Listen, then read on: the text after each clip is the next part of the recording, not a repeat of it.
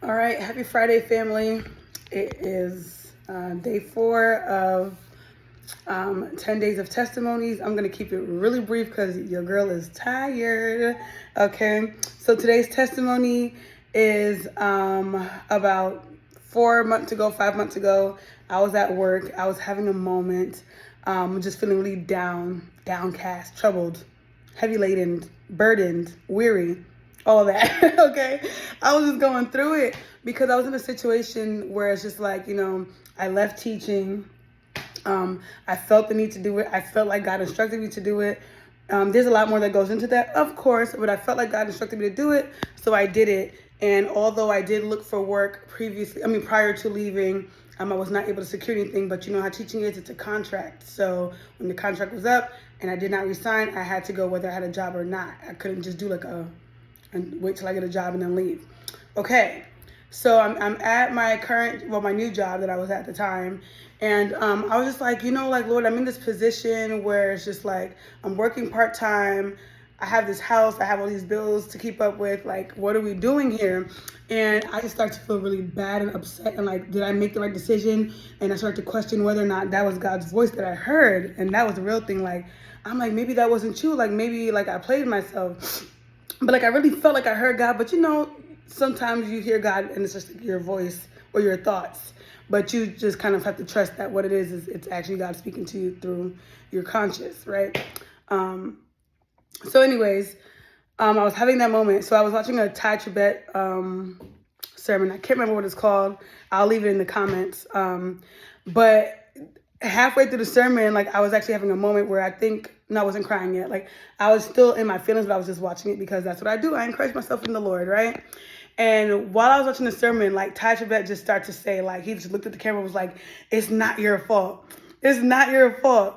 You didn't get yourself here. It's not your fault. God has a plan. I'm just like, I was just worried that this was my fault. And now God is using Ty to speak directly to me during the sermon. Mind you, it's not live or anything like that, which I'm just watching it on YouTube. So it's just so funny how God orchestrates the times and the places and of when you're going to get a message from him.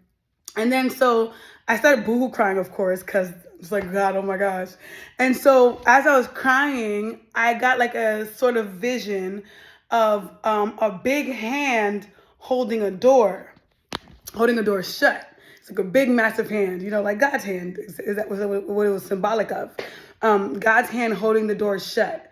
And usually when people see a door shut, they think that's like a closed off from they're closed off from opportunities. The door's not being open to what is for them, and negative. They see it in a negative way. But when I saw that, I got the biggest sense of peace that I needed in that moment, because for me, whether the door is open or not, if God's hand is in it, that's all I need to be okay. So when I saw God's hand holding the door closed, it let me know that the doors were closed for a reason, and that I was where I was for a reason. I was working part-time for a reason. I was able to be home more with the kids for a reason. There was a reason for it all, and God was in control of the door being closed, and that when he saw that I was good and ready, and when he saw that it was fit, he was going to open that door for me. So that's my encouragement to you tonight, that if by any chance you're in a place in life where you feel like the doors are being closed, it could very well be the Lord doing it for you. So instead of, my friend actually Courtney said to me this morning, sometimes things are not happening to us, but they're happening for us. So take a step back and look at the situation and see what you can learn from it. God, what do you want me to learn from this? Who do you want me to be from this? What do you want me to pull from the situation, instead of always coming at life or perceiving life with the woe is me mindset, which we all tend to do sometimes because we are human. So the verse I'm going to leave with you today is taken from Revelation 3, 7, and 8. I'm going to read the ESV first. It says, and to the angel of the church in Philadelphia, right, the words of the Holy One, the true one, who has the key of David, who opens and no one will shut, and who shut and no one opens. I know your works. Behold, I have set before you an open door which no one is able to shut. I know that you have but little power, and yet you have kept my word and have not denied my name.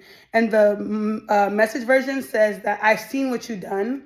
Now see what I've done. I've opened the door before you that no one can slam shut. You don't have that much strength. I know that. No, you don't have much strength. I know that.